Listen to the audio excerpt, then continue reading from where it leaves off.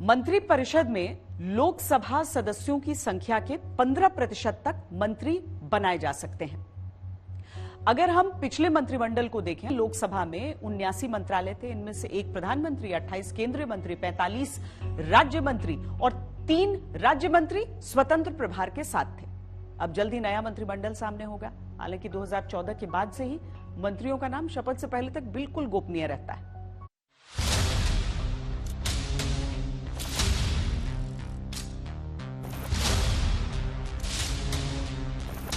मैं नरेंद्र दामोदर दास मोदी ईश्वर की शपथ लेता हूं। मैं जयशंकर ईश्वर की शपथ लेता हूं कि मैं विधि द्वारा स्थापित भारत के संविधान के प्रति सच्ची श्रद्धा और निष्ठा रखूंगा। तीसरी बार सत्ता में आई एनडीए सरकार का कैबिनेट कैसा होगा? किन पुराने चेहरों पर लगेगा दांव और कौन से नए चेहरे शामिल होंगे? सहयोगियों के हिस्से क्या आएगा? इन सवालों पर खूब चर्चा।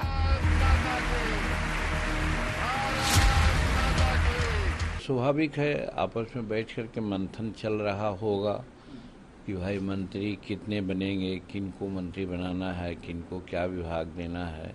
तो ये तो उन लोगों की बात है, हायर अप्स में चल रहा है। उस कमेटी में या उस कोर ग्रुप में हम नहीं हैं।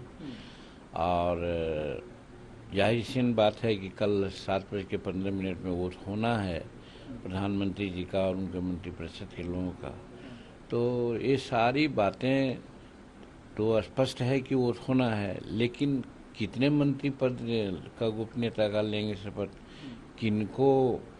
किनको लेना है, ये सब तो सब प्रधानमंत्री और उनके जो कोर ग्रुप के लोग हैं वो लोग समझते हैं। उससे हमको कोई मतलब नहीं है। एक सिंगल सांसद वाली पार्टी पर विश्वास रखकर 5 सीटें उसको लड़ने को दी जाती हैं। बिना मांगे जब मुझे इतना मिला, मेरी पार्टी को इतना मिला, तो अब कतई मांगने की अब कोई लालसा बाकी नहीं है। लोकसभा स्पीकर की भी बात की गई है, क्या इस चीज पर कोई कंफर्मेशन मिला? हो सकता है, मगर कंफर्मेशन अभी तक नहीं है, डिस्कशंस में चल रहा है। कोई चंद्रबाबू नायडू जी एनडीए को एक बड़ा एसेट है, तो कोई भी प्रॉब्लम्स है तो सॉल्व करने का वो एक्सपीरियंस और वो स्किल चंद्रबाबू नायडू जी के पास है।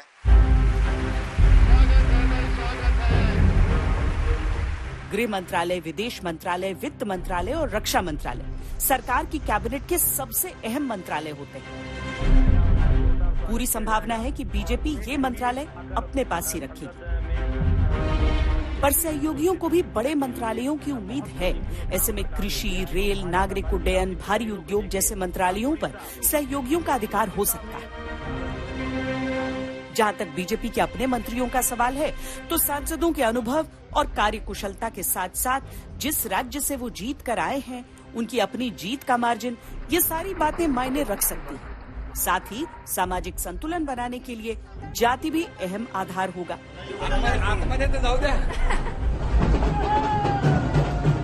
इस बार के चुनावों में बड़े अंतर से जीतने वाले सांसदों को देखें तो बीजेपी से पहला नाम मध्य प्रदेश के पूर्व मुख्यमंत्री शिवराज सिंह चौहान का आता है, जो विदिशा से 8,21,408 वोटों से जीत कर आए। अमित शाह गांधीनगर से 7,44,716 वोट से जीते। पीयूष गोयल मुंबई नॉर्थ से 3,57,608 वोट से जीते। नितिन गडकरी नागपुर से 1,37,603 वोट से जीते। राजनाथ सिंह लखनऊ से 1,35,149 वोट से जीते। गजेंद्र सिंह शेखावत जोधपुर से 1,15,677 वोट से जीते। प्रधानमंत्री नरेंद्र मोदी कल तीसरी बार शपथ लेने जा रहे हैं। वो अपना पूरा टर्म कंप्लीट करके भारत में तीसरी बार प्रधानमंत्री की शपथ लेने वाले जवाहरलाल नेहरू के बाद 1962 के बाद ऐसे दूसरे प्रधानमंत्री होंगे। एनडीए की सरकार जो ये बनी है, इसमें सहयोगियों की जरूरत ज्यादा है। पहले भी सहयोगी थे और पहले सहयोगियों को एनडीए की ये बात माननी पड़ेगी, भाजपा की बात माननी पड़ेगी कि जब भी उसको पूर्ण मोहब्बत भी आया, 2014 में उसको 280 से ज्यादा सीटें आई, 2019 में उसको 300 से ज्यादा सीटें आई, फिर भी उसने अपने सहयोगियों को साथ रखा, उनको पद दिए, उनको मिनिस्ट्रीज दी। तो मेरे ख्याल से ये उनके लिए नेचुरल है।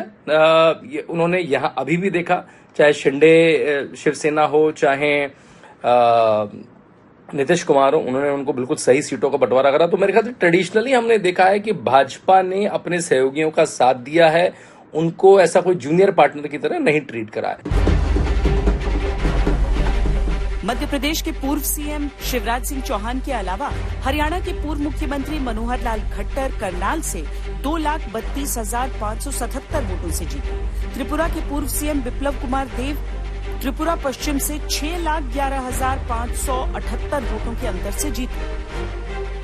ये पूर्ण बहुमत नहीं है तो क्या है? लगातार तीसरी बार एनडीए 300 के आसपास पहुंची है।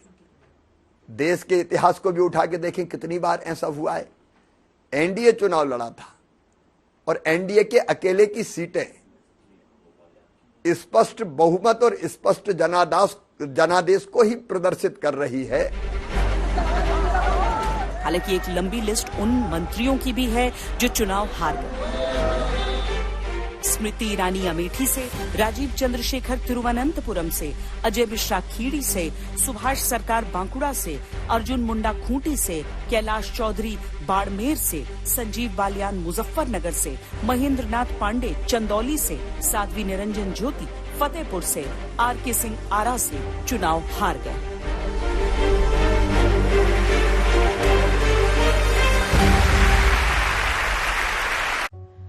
आम जिंदगी की तरह राजनीति में भी हर एक फ्रेंड जरूरी होता है। 2014 और 19 की सरकारों में बीजेपी के पास पूर्ण बहुमत था, लेकिन सरकारें एनडीए की चली, सहयोगी साथ रहे। इस बार बीजेपी को अकेले दम पर बहुमत नहीं है, लेकिन एनडीए को बहुमत है। ऐसे में सहयोगियों की अपेक्षाएं भी हैं और सहयोगियों की उम्मीदें भी हैं।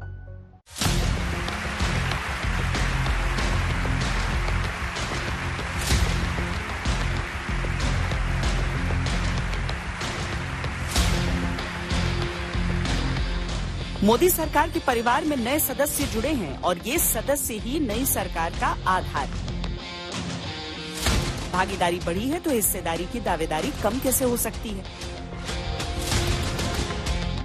टीडीपी की 16 सीटें हैं, जेडीयू की 12, शिंदे शिवसेना की 7, लोक जनशक्ति पार्टी की 5, इसके अलावा आरएलडी की 2, अपना दल की 1, एनसीपी की 1 सीट हुई है।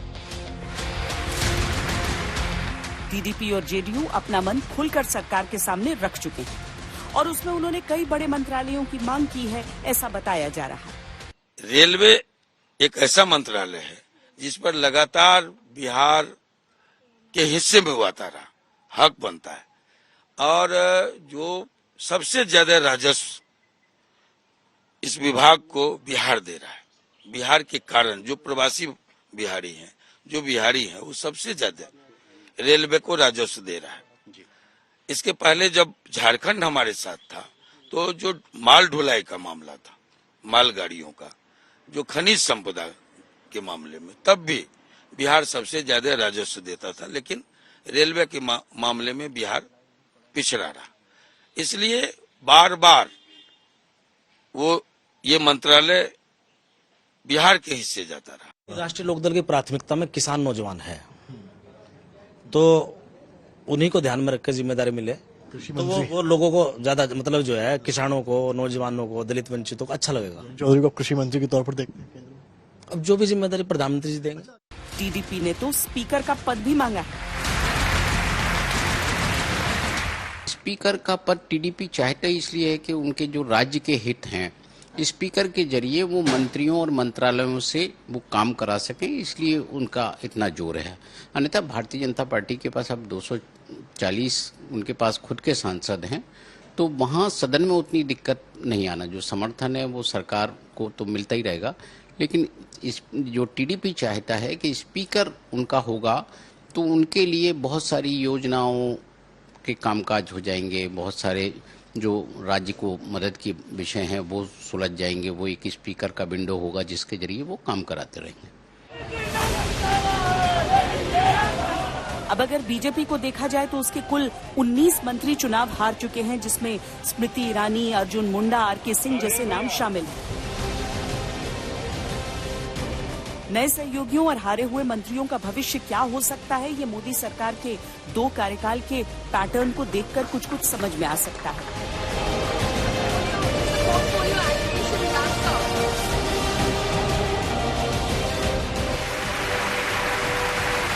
महाराष्ट्र, हरियाणा, बिहार और दिल्ली में आने वाले कुछ ही महीनों में चुनाव होने हैं। नए मंत्रिमंडल में यहां से आने वाले सांसदों को तरजीह दी जा सकती है। और चूंकि यूपी से सबसे बड़ा झटका लगा है, तो वहां पर मंत्रियों के लिहाज से क्या फॉर्मूला हो सकता है, ये देखना दिलचस्प होगा।